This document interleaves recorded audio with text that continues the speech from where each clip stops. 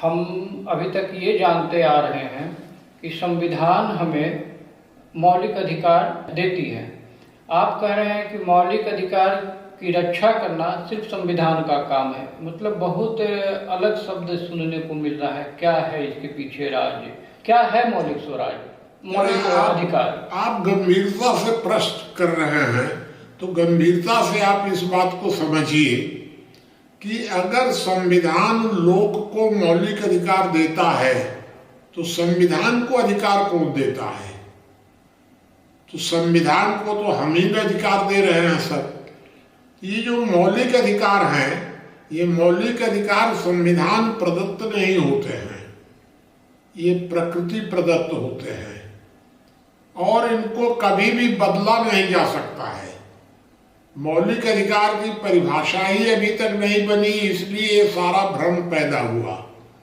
अन्यथा अगर मौलिक अधिकार की आदर्श परिभाषा बन जाती तो भ्रम पैदा ही नहीं होता कभी भी। तो संविधान हमको देता क्या है? मौलिक अधिकारों की सुरक्षा की गारंटी संविधान देता है, मौलिक अधिकार नहीं देता है। इसलिए कभी भी दिमाग में यह बात मत लाइए कि संविधान मौलिक अधिकार देता है। ये तो चूंकि हम लोग गुलाम मानसिकता के हैं इसलिए मानते हैं कि संविधान हमें देता है।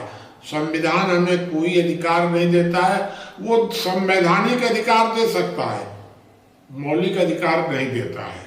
और न संविधान हमारे मौलिक अधिकारों में कोई फेरबदल कर सकता है। और हम बहुत सूक्ष्म ढंग से इस बात को आप बता रहे हैं, तो हम ये जानना चाहेंगे कि मौलिक अधिकार की परिभाषा क्या है? मौलिक अधिकार की जो एकदम सीधी सी परिभाषा है, पहली बात तो यह कि मौलिक अधिकार प्रत्येक व्यक्ति के होते हैं, सिर्फ नागरिक के नहीं होते हैं।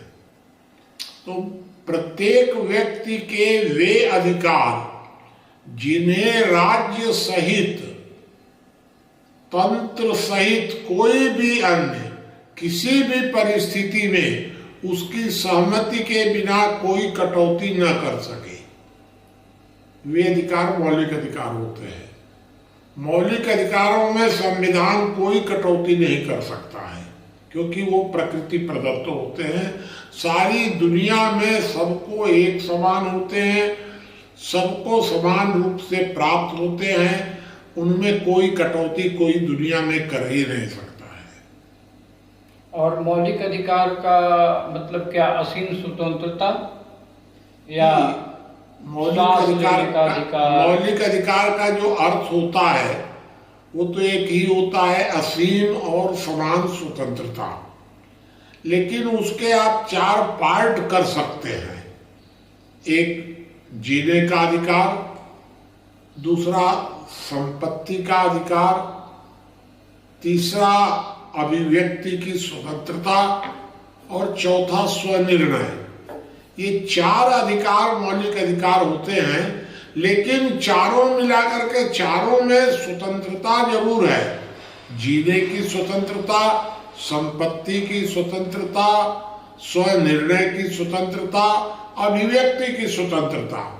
तो मौलिक अधिकार एक ही है, स्वतंत्रता, और उसके चार पार्ट हैं। और बाकी जो 7 मौलिक अधिकार संविधान में लिखे गए, नासमझ लोगों ने लिख दिए और वो अभी तक चल रहे हैं, ये 7 कुछ होते नहीं हैं।